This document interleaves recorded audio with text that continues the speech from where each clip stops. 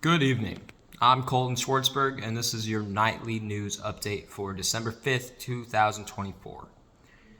In international news, South Korea, President Yoon Suk Yeol's current declaration of martial law has plunged the nation into political unrest.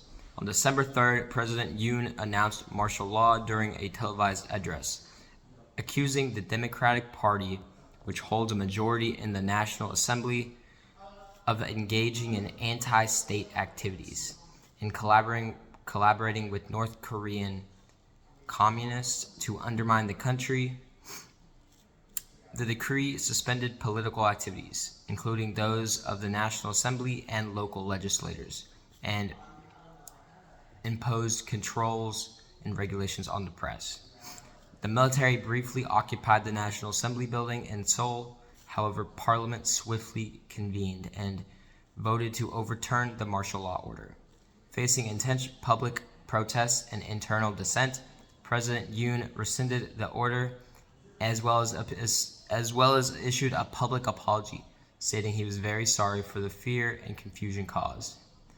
Despite this, calls for his impeachment are growing, raising concerns about the stability of South Korean democracy. In other national news,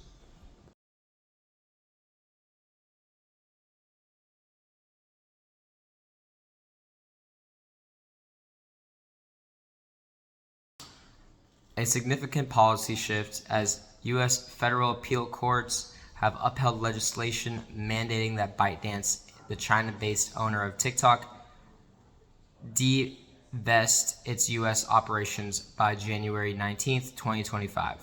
Due to national security concerns, failure to comply could result in the app being banned in the United States.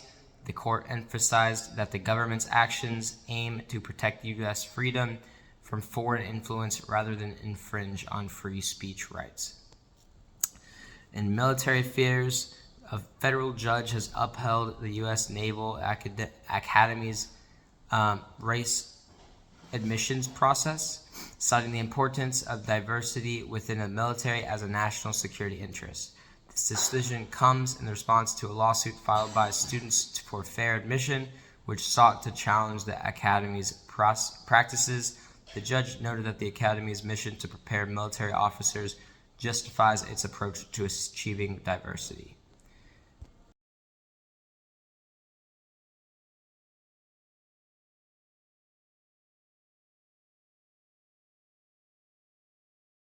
News.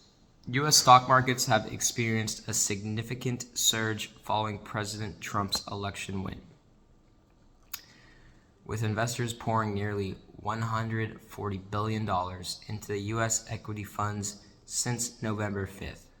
This influx is driven by expectations of substantial tax cuts and deregulation, aimed at boosting corporate profits. Major indices, including the S&P 500 and Russell 2000, have reached record highs. However, concerns loom over potential impacts of tariff policies regarding trade relations with China.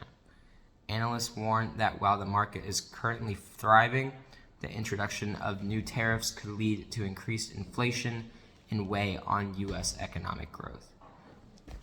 Similarly, in a recent development, the recent targeted fatal shooting of United Healthcare's CEO Brian Thompson has prompted companies to reassess security measures for their executives. Thompson was fatally shot in front of the New York Hilton Midtown Hotel in what authorities describe as a deliberate attack. This incident has led to heightened security protocols across corporate America. Many firms are seeking around-the-clock protection for their leaders.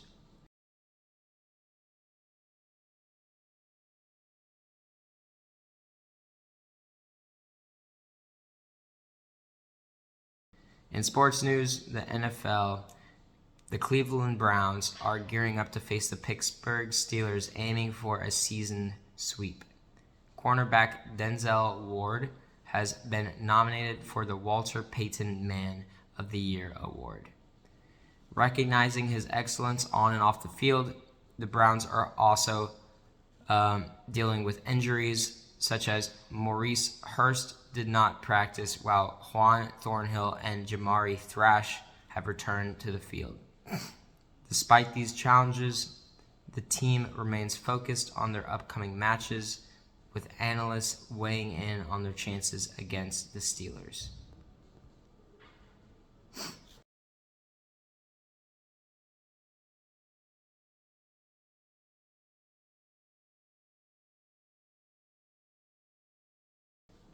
In entertainment news, Greg Wallace, host of the UK's MasterChef, is facing fresh allegations of inappropriate sexual behavior, including claims of groping and exposing himself to women.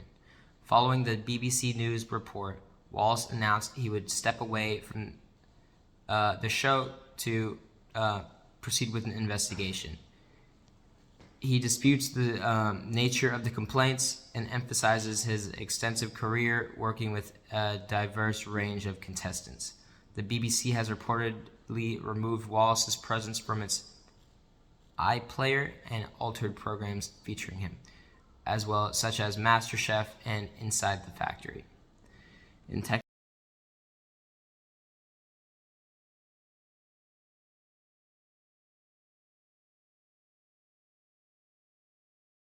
the realm of technology and defense, OpenAI has partnered with Anduril, a defense startup, to supply artificial intelligence technology to the U.S. military.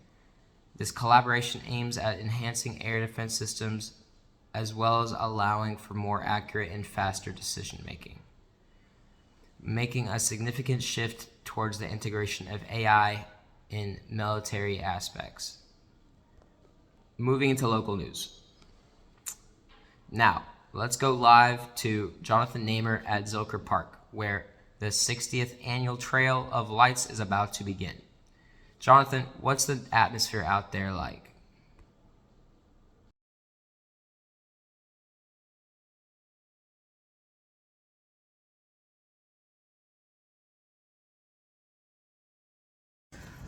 Good evening, Colton Schwartzberg. I am here at Zilker Park, where the excitement is alive as Austonians gather for the opening of the 60th annual Trail of Lights. This holiday tradition runs from December 10th through December 23rd, illuminating the park nightly from 7 p.m. to 10 p.m. This year's visitors can look forward to over 2 million lights, actually, almost 100 lighted holiday trees, and more than 70 festival displays and tunnels. In addition to the lights, there are 2 stages featuring local performers and food trucks ordering seasonal food.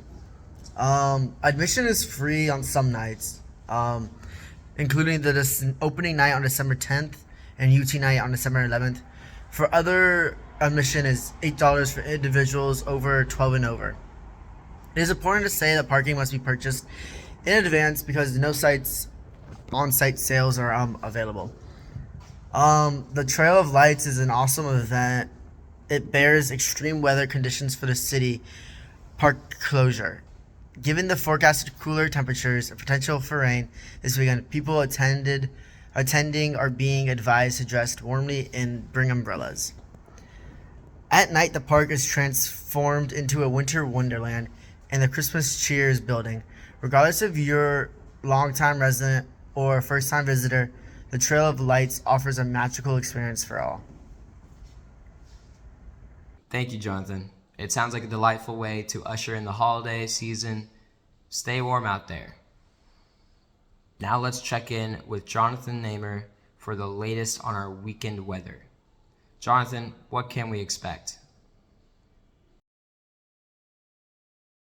Good evening, Colton Schwartzberger. I'm reading from downtown Austin, where the people are prepared for a chilly and wet weekend. A cold front is moving into central Texas, building colder temperatures and increased chances of participation. Here's a detailed forecast. With the conditions, it is recommended to dress in layers and keep the rain gear handy. If you have outdoor plans, consider rescheduling or moving them indoors. Stay updated with the latest weather information as conditions can change rapidly. Thank you, Jonathan. We'll be sure to stay informed and prepared for the upcoming weather.